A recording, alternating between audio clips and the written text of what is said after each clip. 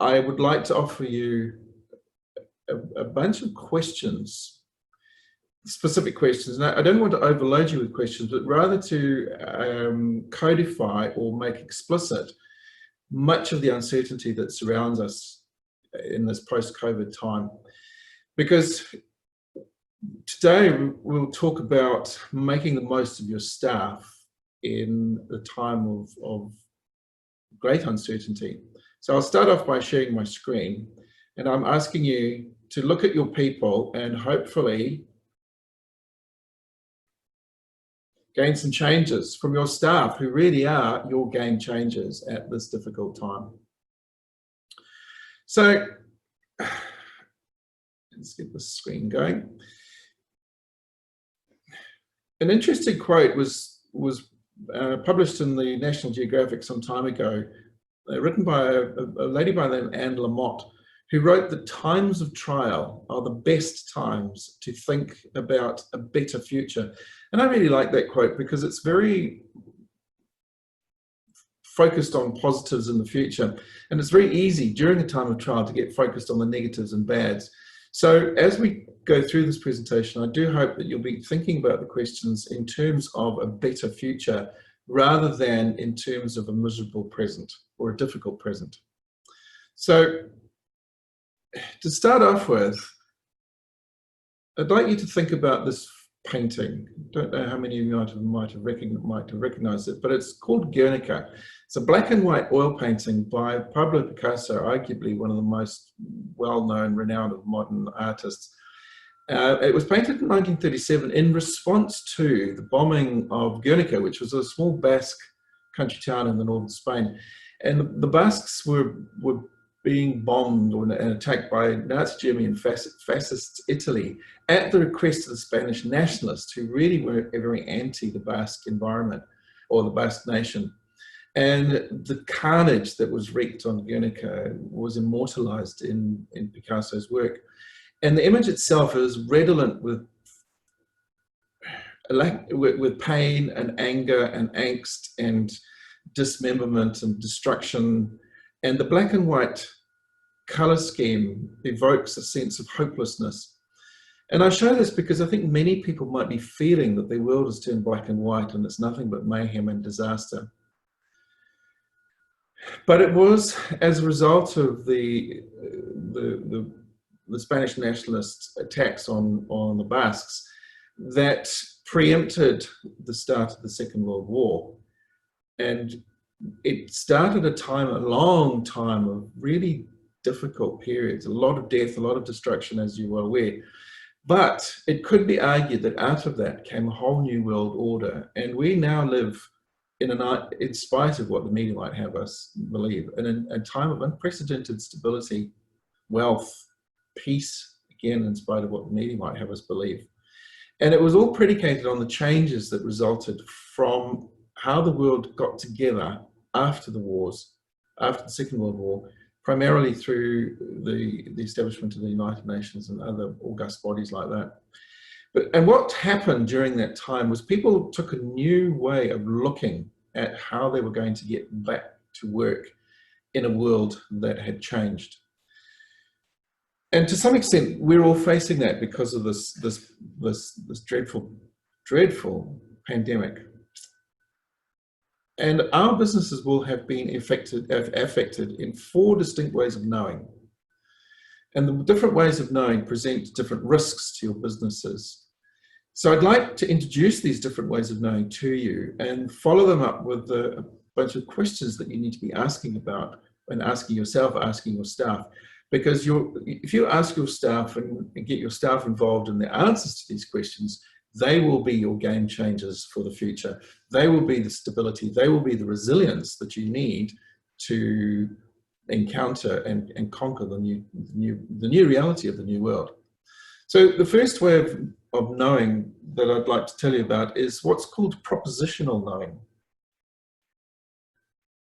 So ignore the fancy labeling for the moment, but propositional knowing is about the loss of knowledge about procedures and processes. And it's typically prefaced by the phrase, we know or we don't know that. We know that we do this, we know that we do the other. The next type of knowing is called procedural knowing, and this is the loss of skills or the know-how. We are familiar with these two types of knowing because they're very front of mind in most businesses. We know that and we know how, and that's often what our businesses are predicated on. We know that we need to do this, and we know how to do it, and we do it well.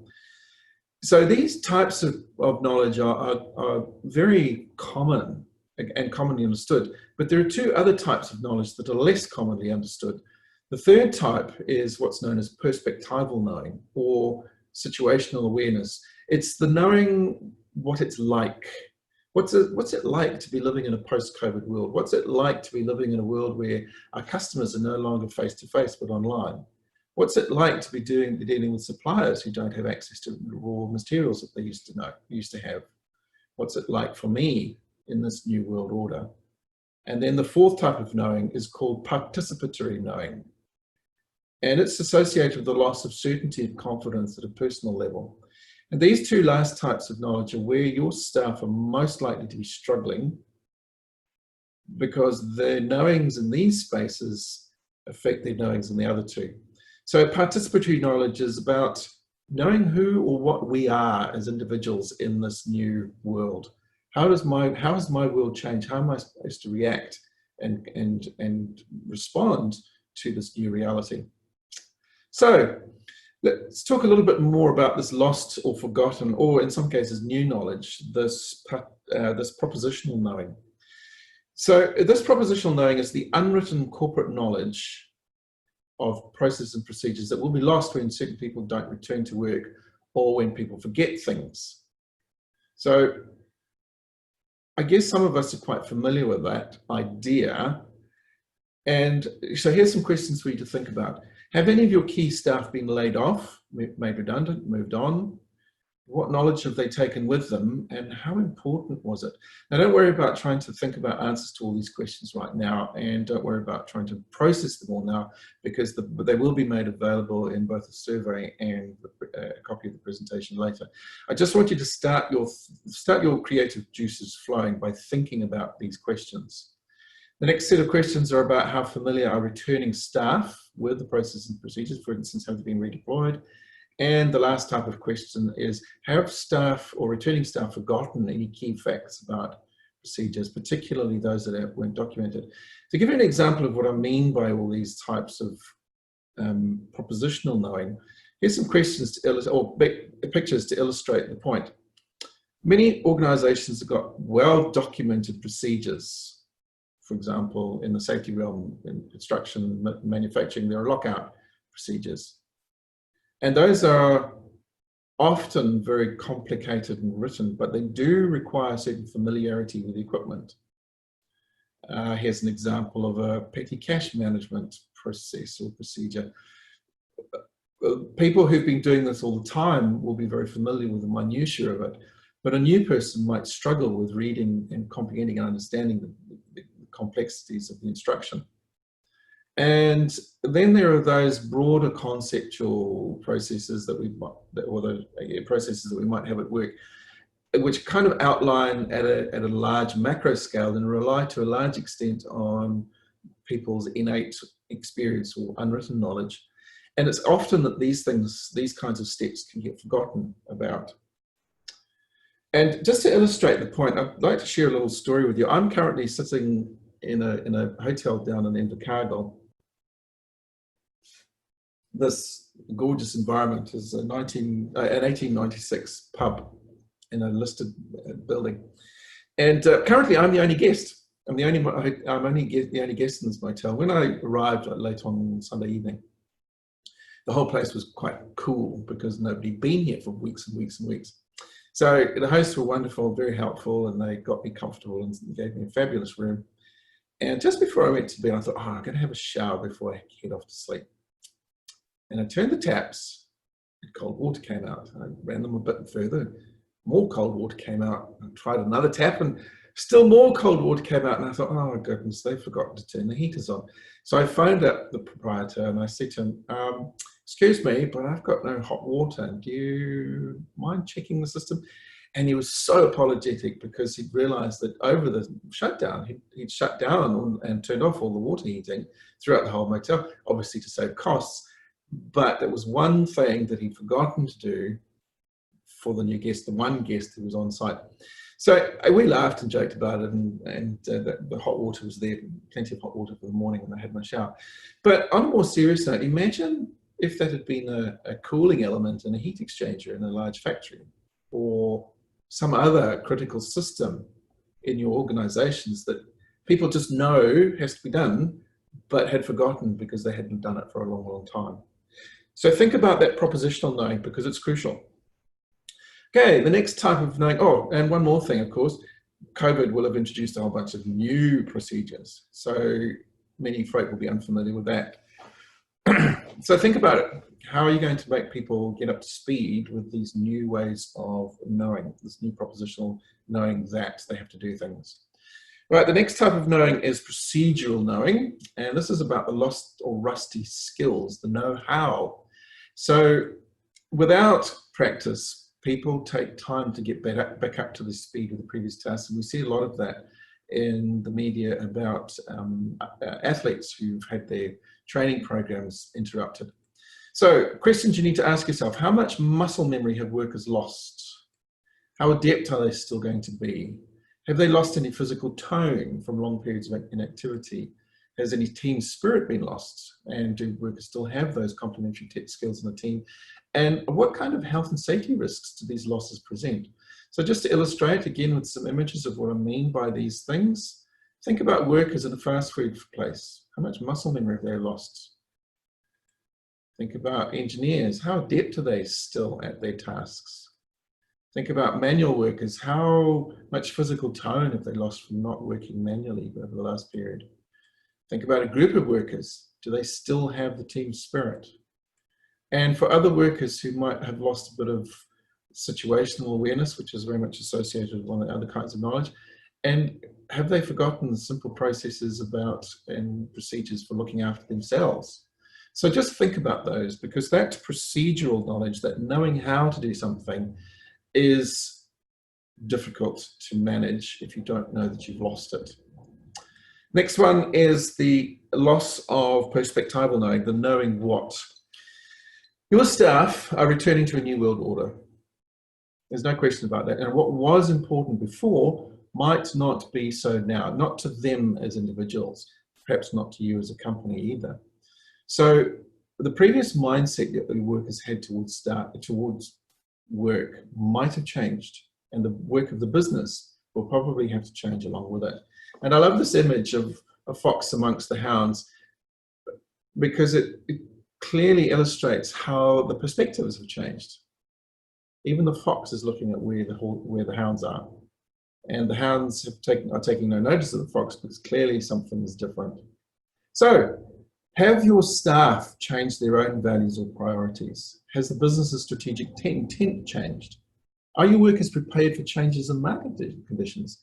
For example, when they phone up their clients or their suppliers for materials or product, are they still going to be talking to the same person? Do the same relationships exist? And do your staff have any new performance expectations, for example, about overtime, pay rates, productivity? But what's been interesting for me is I've been talking with clients around the country is how many staff have developed a whole new skill set. And I was talking to somebody yesterday who had learned how to be a teacher to his kids, and suddenly had a new understanding, a new perspective of what he was capable of doing, and whether he still wanted to continue doing what he had been doing before the shutdown. So this loss of situational awareness is really challenging, because some lessons can only be learned once. So you need to find out from your staff, have their priorities changed? Are they focusing still on the right things? And have the market conditions changed? I love this for image because it looks fairly innocuous at first, until you realize that gentleman in the street with a dark shirt and white trousers carrying a weapon, and all around him are people watching. People are looking, and people are scrutinizing us in ways that you never have before. And finally, what are people thinking about the future? What's going to happen? You need to find out from them, because their attitudes are going to impact on your business. And then the last type of knowing that we need to be aware of is this loss of certainty or confidence. And this is called participatory knowing. Your staff are participants in your business. And for some of them, they might be starting to feel anchored by the business. And so they're having questions about life, the universe, the meaning of life, that you as employers, business owners, business managers are going to have to answer, because you're going to have to rethink your relationship with them. So questions that your staff will be asking themselves are, do I still have permission to do what I was doing? Will my new experiences or attitudes be recognized? Does your boss even know that you've got them? Some are going to be asking, should I still be doing this? And others are going to be asking, how secure is their employment situation, and whether they should be seeking employment elsewhere. So as you ponder upon these, here's some more images to help kind of cement the thinking. Are your staff facing a wasteland? Do they really understand what the priorities are next?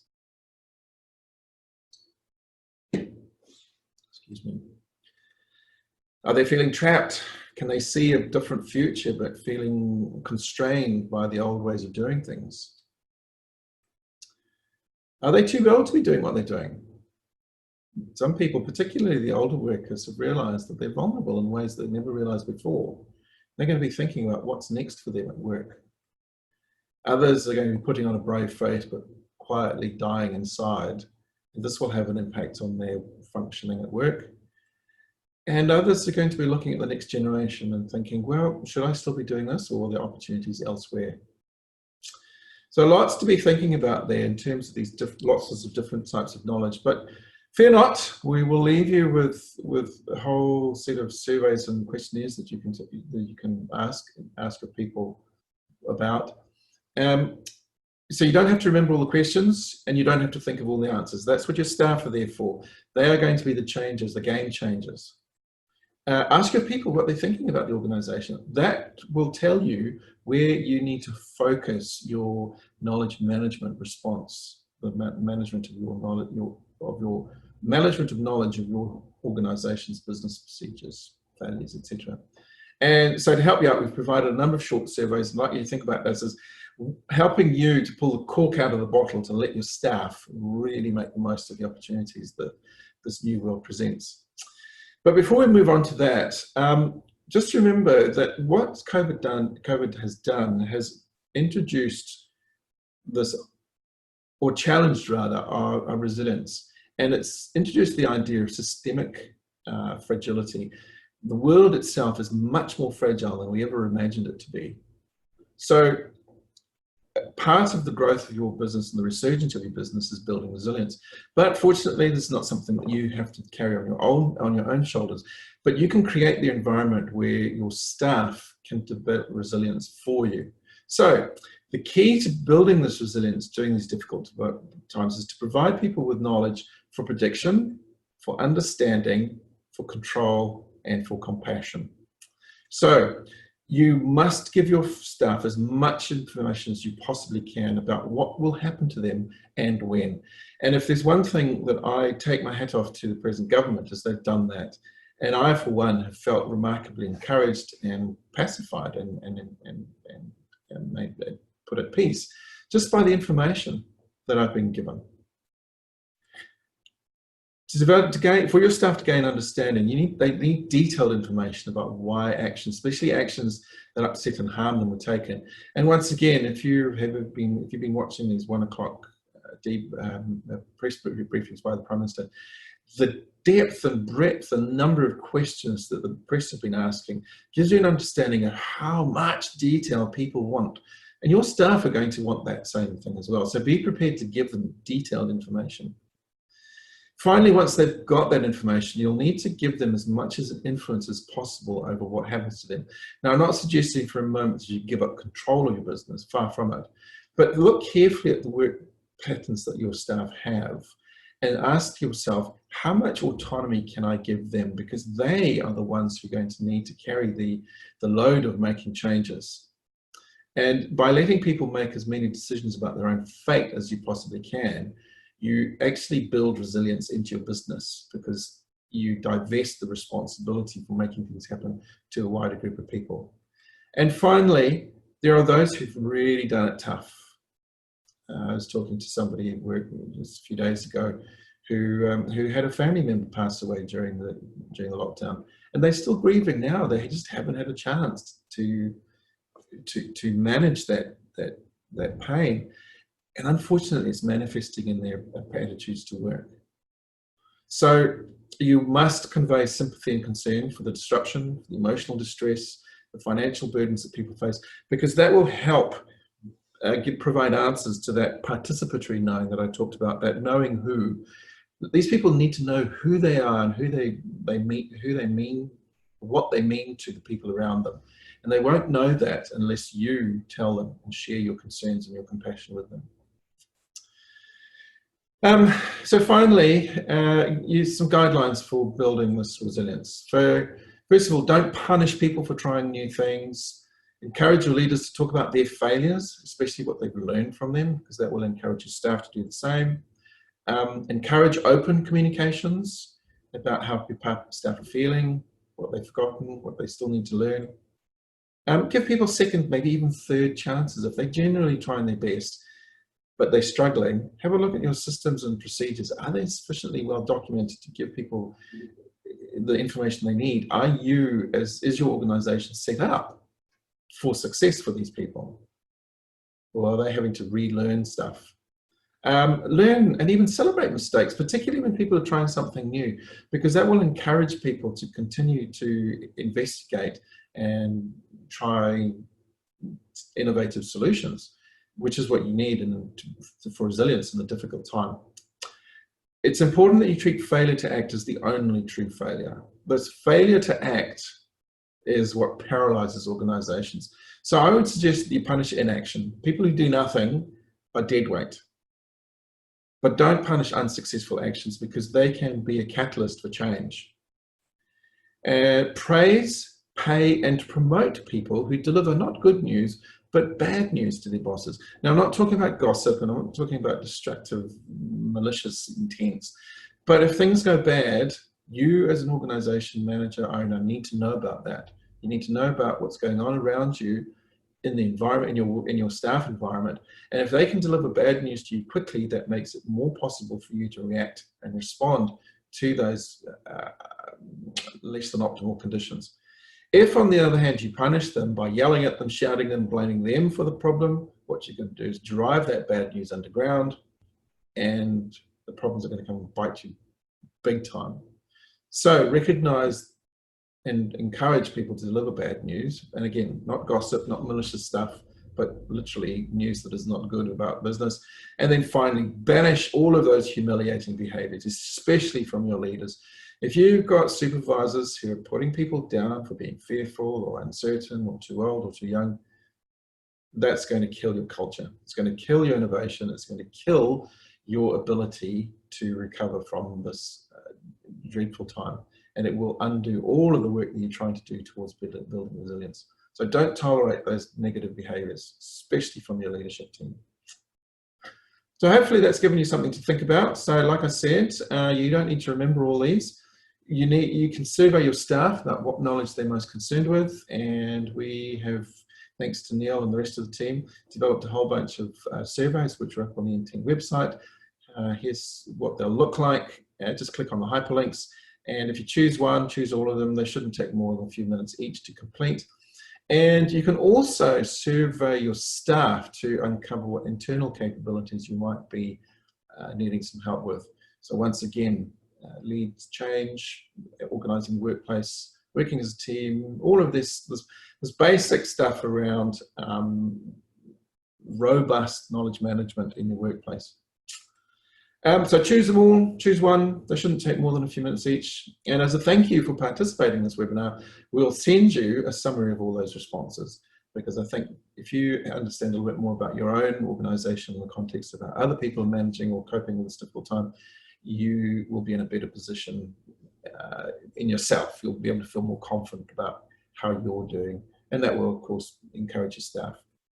So to gain changes from your game changers, you need to find out where they're at, what they're thinking, what they've forgotten, what they've known, what they've learned, and get them involved in the future of your business. So, as a summary, as your business works towards returning to the new normal, consider the impact of knowledge retention and modification on the results that will be produced by your organization. Take a few moments to answer the surveys, and feel free to invite your team to also complete the surveys. So, thanks for your time, and your attention. Open to answering questions. So, Neil, hopefully you've got something for me. Over to you, Neil.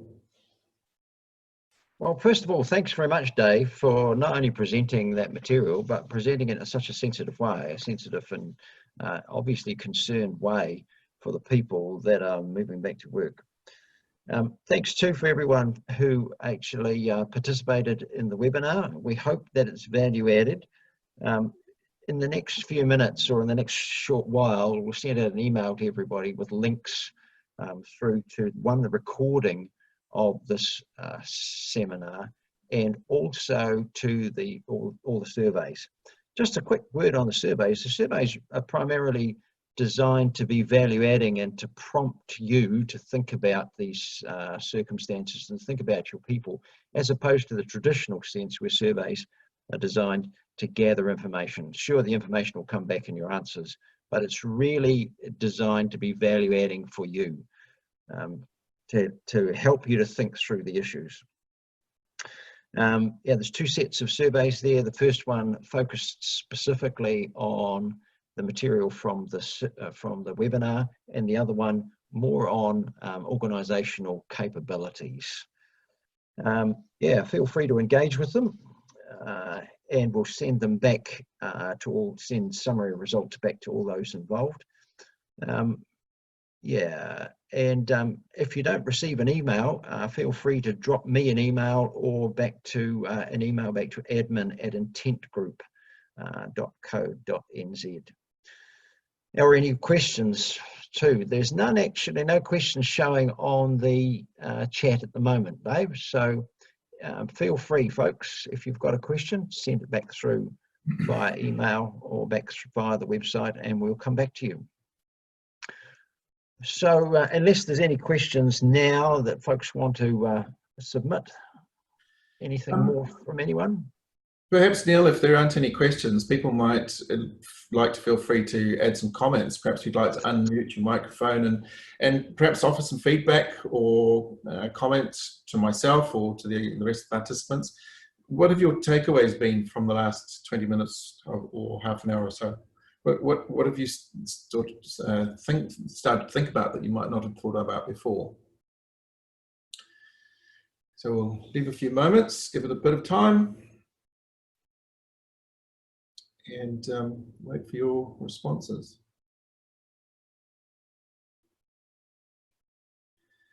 And actually, just as an example of to kind of make people feel a little bit less uncomfortable with the silence, if you're going to ask your staff questions verbally, particularly around difficult stuff like this, I'd like to introduce you to the concept of wait time. There's been some interesting research done on how adults communicate and question each other.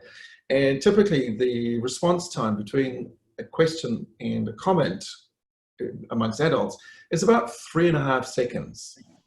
So what typically happens is a supervisor, a boss, a manager will ask a question, they'll wait 3 seconds, maybe 4, before they'll jump in either with an answer for the question themselves, or they'll re-ask it.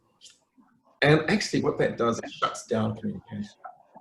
Typically it takes about... Hey, David. Yes. Hi. David, yeah, I've got a point. It's John Sullivan speaking. Hi, John. How are you? I'm very well, thank you. That's good.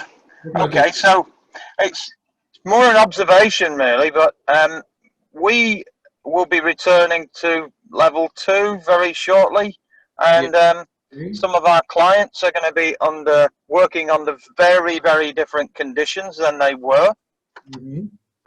Some of the work that we were doing was around visual management, And I think that that is something that we probably are going to need to focus on more than ever now, particularly given your last few comments there about that visual communication, and also for people to feel at ease in their new situation.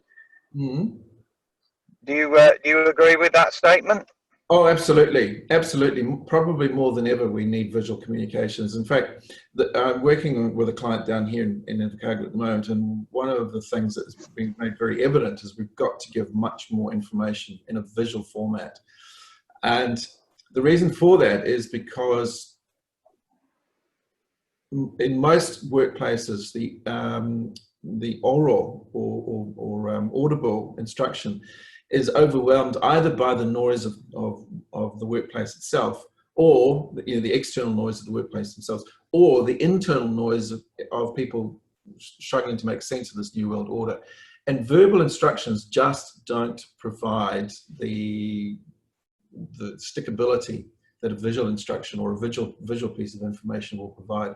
So one of the things we've done is placed all sorts of different types of information posters around the workplace to try and elevate people's awareness of what's new or what's important. So yes, visual communication is extremely important in this difficult time after startup. Dave, surely along that line of communication, surely one of the challenges for managers is to be able to cascade that information down to the next level of subordinates, if you like, or down to supervisors so that they can speak to their teams. Yes. And one of the challenges is to be clear on that communication so that the message, the original message gets transmitted or transferred successfully all the way through the organisation. Yeah, what that visual communication also does is means that your messaging is consistent. The information is consistent. Indeed. The problem that we face with non-visual or to some extent written communication is that it gets distorted as it gets communicated. A lot of people don't have reading skills that we'd like them to have. So they misinterpret written communications, they misinterpret verbal communications, they mishear verbal communications. And the watering down and the Chinese whispers that result can be quite destructive. So yes, visual communication. It requires time, requires effort, and it's expensive by and large, which is why people talk rather than draw pictures. Yeah. So be prepared for an extra expense there, what's going to change your budgeting. Cool. Well, thanks very much, Dave. Thanks again. Thanks for your time. Thanks for your input. Thanks for your preparation and all of that material. It's much appreciated. I'm sure I speak for everybody. Some of the comments coming through are very positive in the chat. So, would you like to read out some of those comments, Neil, so that others can hear what they've received, what they're going over? Oh, they really just comment in to say, well, one of them says, thanks, Dave, this has been very helpful. And I think wanting to have control and information around working conditions is very important to people who've had little control over their circumstances over the last 6 weeks. Right. I think this is applicable in any organisation, and I'll pass it on as such. Thank you. Right. Thank you for that. Yeah, another one. And Mark comments, David, I like the visual images in the slide deck. Marries up nicely with this message you're now giving. Thank you. Well, feel free to use them. Yeah. They're all available off the web, so there's no license issues with them. Thank you for that. All righty. Thanks again, Dave. We'll call it quits at that. And yeah, feel free, folks, to make use of those survey questions to drive your thinking and drive your curiosity. Cool. And until next time. Folks, see ya. Farewell. Thank you, Dave. Thanks.